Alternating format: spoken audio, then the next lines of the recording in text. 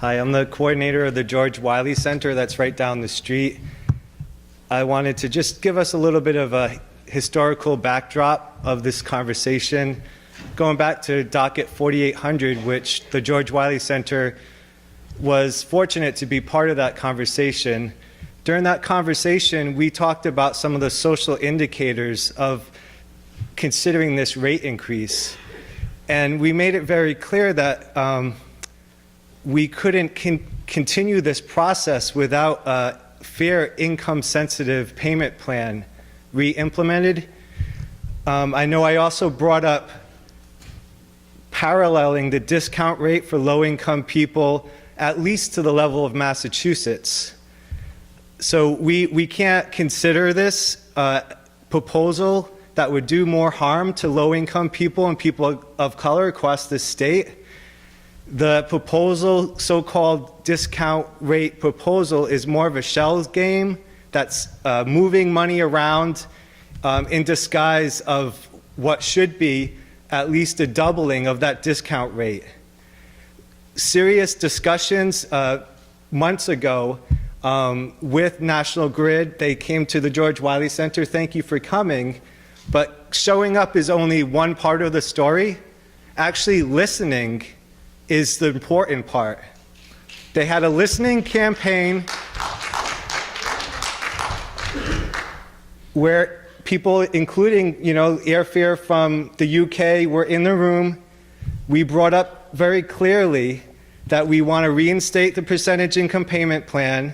We want to put the discount rate on par with Massachusetts.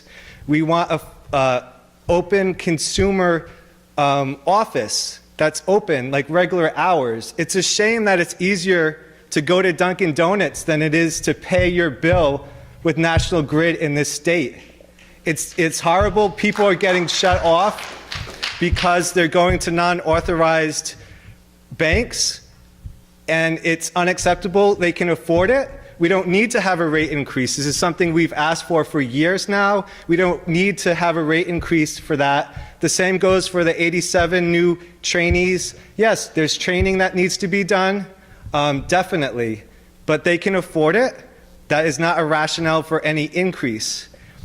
It's outrageous that the COO came across the street and listened to Calvin and Maria back in the summer asking for the reinstatement of the percentage income payment plan.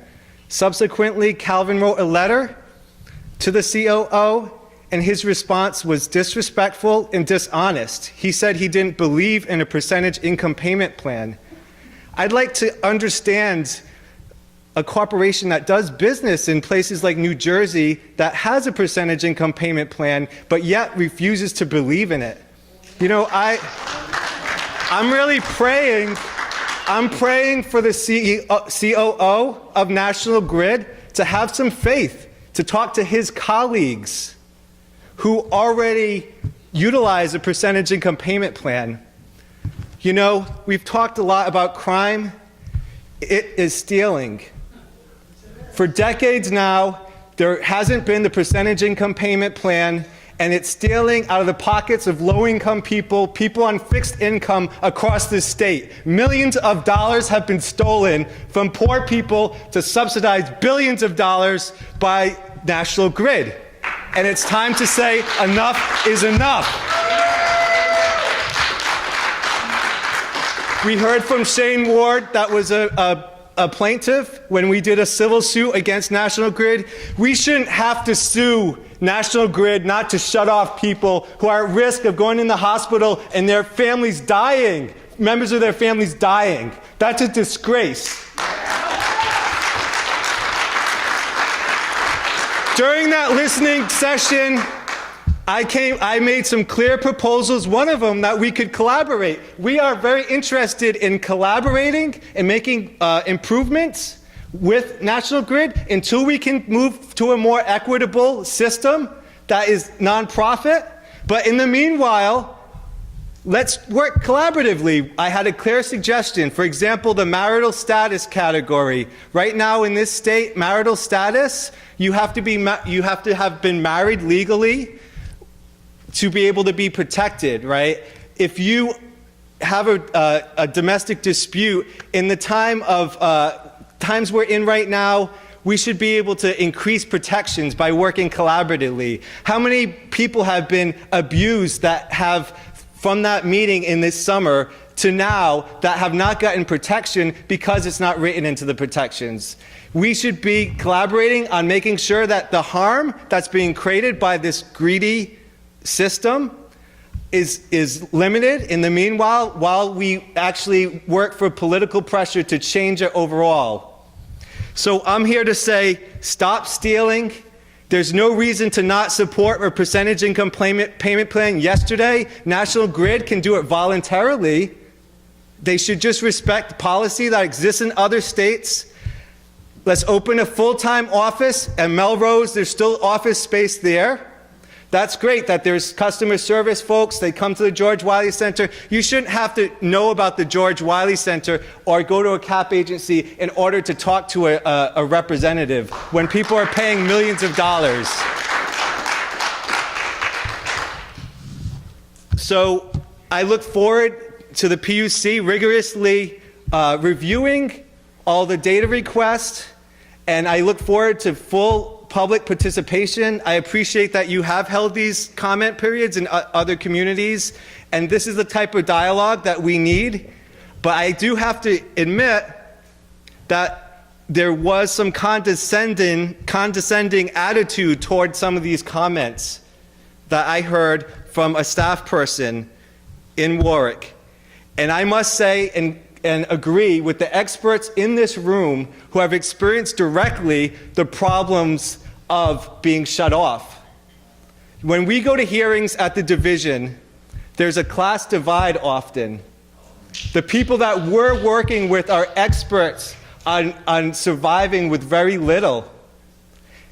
The mistake that is often out there is that people don't pay their bills because it's a moral issue. It's an economic issue. We come out of the welfare rights movement that's seen this before in a racist way, a classist way, blaming poor people over and over again. And I'm going to give you one more little glimpse of history before I sit down. The Henry Shelton Act was in effect. We're very proud that we passed it. It was one of the strongest arrearage forgiveness plans. We worked collaboratively with National Grid to make some positive changes to it. Unfortunately, the name Henry Shelton was taken off of it. That's okay, because you know what? That legislation came out of a more comprehensive attempt to have a percentage income payment plan and a forgiveness plan.